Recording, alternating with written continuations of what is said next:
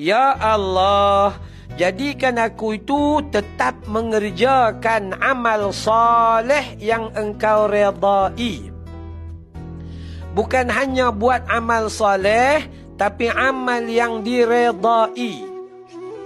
Okey, macam doa kita baca tadi, Allahumma inna nas'aluka ilman nafi'a. Apa maksudnya?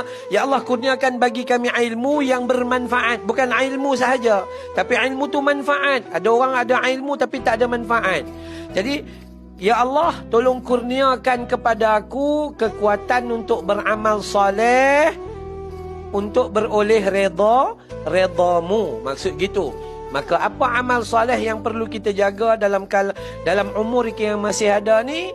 Yang pertama, amalnya adalah dah tentulah yang ada dalam rukun Islam tu lah. Clear dalam rukun Islam tu, yang tu jaga.